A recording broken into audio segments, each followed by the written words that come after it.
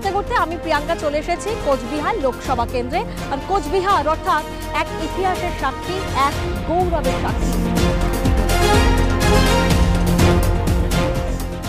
যে কোচবিহারে ব্রিটিশদের আগমনের পূর্বেই কোচবিহার রাজা মহারাজা বিশ্ব সিংহের সময় স্বাধীনভাবে পরিচালিত হয় কোচবিহার, এবং তারপরে আমরা দেখেছি যে অত্যাধুনিক ব্যবস্থার জন্য ব্রিটিশদের সদরও বলা যেতে পারে এই কোচবিহার। ক্ষমতার পরিবর্তন হয়, একের পর এক মহারাজারা আসেন, কিন্তু পরিবর্তন হয় না এখানকার অত্যাধুনিক প্রশাসনিক ব্যবস্থা চালানোর যে ধারা, সেটা অব্যাহত থাকে। এসবের মাঝেই পার্শ্ববর্তী রাজ্য ভুটান বারবার এখানে নিজেদের শাসন কার্যের উপর প্রভাব খাটাতে শুরু করে। আর এইসবের মধ্যেই রাজ পরিবারের মনে ক্ষোভ জন্ম হয়। তাদের মনে হয় তাদের সাথে অন্যায় হচ্ছে। তারপর সেই ক্ষোভ জন্ম নেয় এক আন্দোলনের, বীজ পোতে এক আন্দোলনের।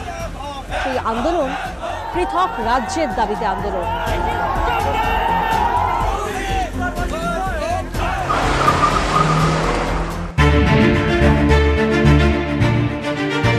আন্দোলন শুরু হয়ে রাজ পরিবারে, কিন্তু কি কারণে রাজ পরিবারে আন্দোলন, আসল সত্যিটা কি, সেটা জানার জন্য আমাদেরকে যেতে হবে আরো একটি জায়গায়, অনন্ত মহারাজের বাড়ি।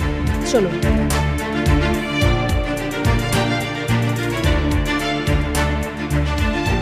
কোচবিহার লোকসভা কেন্দ্র অর্থাৎ এখানকার হটস্পট অনন্ত মহারাজের বাড়ি, যিনি রাজবংশী আন্দোলনের মাথা এবং কার্যত ওনাকে সাধারণ মানুষ ঈশ্বর জ্ঞানে বিশ্বাস করেন। সাম্প্রতিক অতীতে ওনার রাজনৈতিক অবস্থান হয়েছে, উনি বিজেপির দ্বারা মনোনীত হয়ে রাজ্যসভার সাংসদ হয়েছেন, এবং তারপর থেকেই শুরু হয়েছে নতুন বিতর্ক। তারপর থেকে নতুন বিতর্ক যে আদতে কি রাজবংশীদের কোনো লাভ হবে, রাজবংশীদের কি কোনো উপকার হবে তাতে, কারণ এখানে যে পৃথক রাজ্যের দাবি, সেখানে তো সব মিলিয়ে পরিস্থিতির বদল ঘটেছে।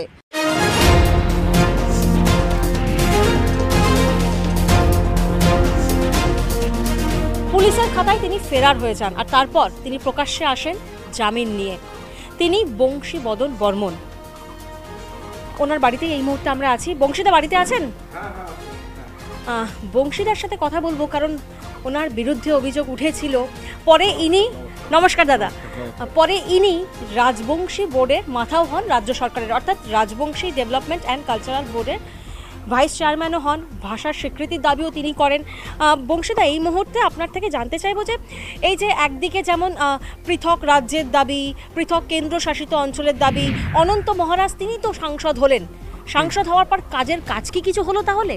সেটা এখানকার মানুষ বলতে পারবে উনি কতটা কাজ করছেন। এখানকার লোক যারা বুঝে গেছে যে আজকে যে বিজেপির সাংসদ অনন্ত রায়, ওনার ডাক নাম অনন্ত রায়, কিন্তু নগেন্দ্রনাথ রায় উনি সাংসদ, তো উনি যে কি করছেন এখানকার মানুষ ভালোভাবে বুঝে গেছেন। উনি কিছুই করতে পারেননি, যার জন্যে ওনার কোনো প্রভাব কিছুই পড়বে না কোচবিহারের ক্ষেত্রে।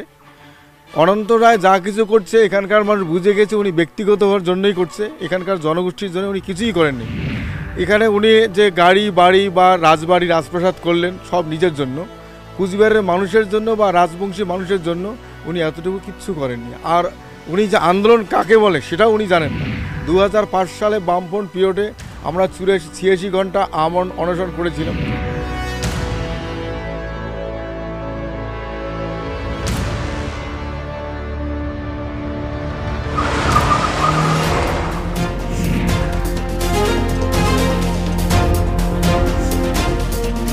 পৃথক রাজ্যের দাবি, গ্রেটার কোচবিহারের দাবি, আবার কোথাও পৃথক কেন্দ্রশাসিত অঞ্চলের দাবি, এই বিভিন্ন দাবি নিয়ে এই কোচবিহার দেখেছে লাগাতার আন্দোলন, বিক্ষোভ, বিরুদ্ধ সব কিছুই দেখেছে। এবং তার মধ্যে সাংসদের বিজেপিতে যোগদান, অর্থাৎ ওনার একটা রাজনৈতিক অবস্থান, এবং এই পুরো পরিস্থিতিটা কোচবিহারবাসী কিভাবে দেখছেন, রাজবংশীদের মনে কি ধাক্কা লেগেছে, স্বপ্ন পূরণ কি হতে পারলো না, কি বলছেন সাধারণ মানুষ একবার কথা বলি।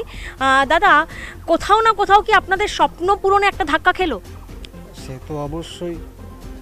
আজই কুচবিহারের ভারতভুক্তি চুক্তি মোতাবেক যে কুচবিহারের ভূমিপুত্র রাজবংশী মানুষের যে একটা মৌলিক অধিকার, সেই অধিকার দেওয়ার প্রতিশ্রুতি মোতাবেক বিভিন্ন পলিটিক্যাল পার্টির মধ্যে বিশেষ করিয়ে বিজেপিতে যে অনন্ত রায় মহারাজ অনন্ত রায় বিজেপিতে যোগদান করার পরে যে সাংসদ হয়েছিল, সেই আমরা প্রেস মিটে আমরা দেখছি যে নাকচ করে দিচ্ছে তার চিন্তা চর্চা। হ্যাঁ, সেক্ষেত্রে এ ঢাকার যে ভূমিপুত্র মানশিলা আছে, রাজবংশী অধিষ্ঠিত এলাকা, এই মানশিলা আজকে যেভাবে বিকাশ কুচবিহার আসপার মার্জার এগ্রিমেন্ট ভিত্তিক যেভাবে বিকাশের কথা ছিল, সেই চিন্তা চর্চার মধ্য দিয়ে হ্যাঁ অনেকটা পিছিয়ে দিয়েছে। কিন্তু মাননীয় পশ্চিমবঙ্গের মুখ্যমন্ত্রী আজই রাজবংশী ভাষার মান্যতা এবং রাজবংশী কৃষ্টি সংস্কৃতির বিকাশের মধ্য দিয়ে হ্যাঁ একটা কিছু না করে দেখাইছে আর কি, যেটা বিকাশের একটা এই মানব সভ্যতার। অর্থাৎ বলতে চাইছেন যে শাসক গোষ্ঠী মানে কিছুটা হলেও করে দেখিয়েছে, প্রতিশ্রুতি দিলেও করে দেখিয়েছে। রাজবংশীরা সব থেকেই বেশি দেখতে, উনি যখন প্রথমে একসঙ্গেই ছিলেন বংশীবদন সহ, তারপরে উনি 2005 সালে ভাগ হয়ে গেল। ওরা তারপরে এমনই হয়ে গেল, ওরা কিচ্ছু করতে পারেনি। আজকে কুচবিহারবাসীর জন্য ওরা কিছুই করতে পারেনি। আজকে মানি বংশীবদন বর্মন কুচবিহারবাসীর জন্য অনেক কিছু করিয়ে দিয়েছে। দিদির সঙ্গে ছিল, দিদি অনেক কিছু দিয়েছে, ভাষা দিয়েছে, অনেক এই স্কুল দিয়েছে, অনেক কিছু দিয়েছে। তার জন্যে এই কুচবিহারবাসী পশ্চিমবঙ্গের যে মাননীয় মুখ্যমন্ত্রী আছেন ওনার পিছনে আছে।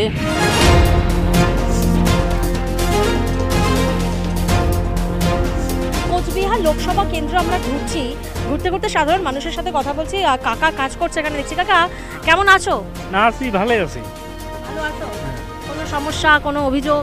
না না, কোনো সমস্যাও নাই, কোনো আমার অভিযোগও নাই। হ্যাঁ, আমরা সাধারণ মানুষ, আমার আর কি অভিযোগ থাকবে? হ্যাঁ, ভোট তো আসছে, ভোট দেবে তো? ভোট আসছে, ভোট তো দেওয়াই গেছে। কাজ হয়েছে রাজবংশীদের যে স্বপ্ন ছিল? হ্যাঁ, না কাজ তো হয়েছে। কাজ তো আমরা যেটা দেখলাম যে রাজবংশীর এই যে স্কুল হলো, মাস্টার হলো, এগুলি।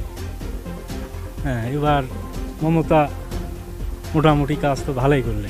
আচ্ছা, আর কি পাও তোমরা? কোনো ভাতা পাও? তারপরে ভাতা না পাই আমরা, যেমন রেশনের চাল উঠে পাই। আচ্ছা আচ্ছা। হ্যাঁ, রাজ্য সরকারের। আমার তো কেন্দ্রের কোনো কার্ডও হয়নি। আচ্ছা। হ্যাঁ, ওই রাজ্য সরকার দিয়েছে মমতার কার্ড, সেটি আমরা চাউল ঢোল পাই।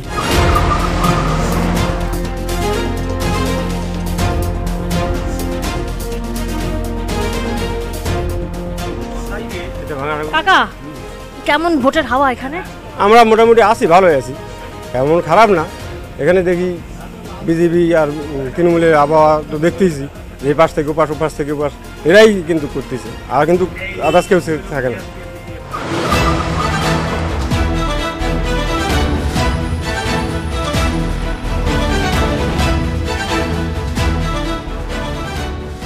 বাংলার হটস্পটে আমি প্রিয়াঙ্কা ঘুরতে ঘুরতে আজকে চলে এসেছি কোচবিহার লোকসভা কেন্দ্রে। কোচবিহার লোকসভা কেন্দ্রের এই মুহূর্তে যে জায়গায় আমি আছি, খাগড়াবাড়ি হটস্পটে। আজ খাগড়াবাড়িতে কেন?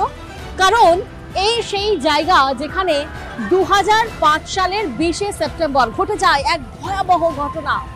পৃথক রাজ্যের দাবিতে, কোচবিহারকে পৃথক রাজ্যের দাবিতে জেলা শাসকের দপ্তরের সামনে, এই যে রাস্তা আপনাদেরকে দেখাচ্ছি, এই রাস্তা কিন্তু সোজাসুজি যায় জেলা শাসকের দপ্তরের দিকে, যেখানে আন্দোলনকারীরা অর্থাৎ পৃথক রাজ্যের দাবিতে যে আন্দোলন চলছিল, গ্রেটার কোচবিহার পিপলস অ্যাসোসিয়েশনের তরফ থেকে তাদের 86 ঘন্টার অনশন চলছিল, তখন আন্দোলনকারীরা জেলা শাসকের দপ্তরের সামনে যেতে চায়, এই রাস্তা দিয়ে যেতে চায়।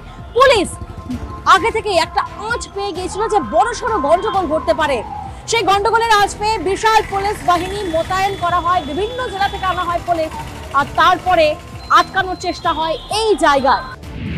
তখন বচসা শুরু হয়, খণ্ডযুদ্ধ বাদে, বিক্ষোভ হয়। আর সেই আন্দোলনের জেরে গ্রেটার কোচবিহার পৃথক রাজ্যের দাবিতে 2005 সালের 20শে সেপ্টেম্বর এই জায়গায় যে কাণ্ড ঘটে, যে ভয়াবহ ঘটনা ঘটে, যার জেরে মৃত্যু হয় দুজন বিক্ষোভকারী, দুজন আন্দোলনকারী, আর অন্যদিকে এক আইপিএস অফিসার সহ 3 পুলিশ কর্মীর মৃত্যু হয়। সেদিনের সকাল কোচবিহারের ইতিহাসে এক অন্যতম দিন, এক অন্যতম কালো দিন বলে আজও মনে করা হয়।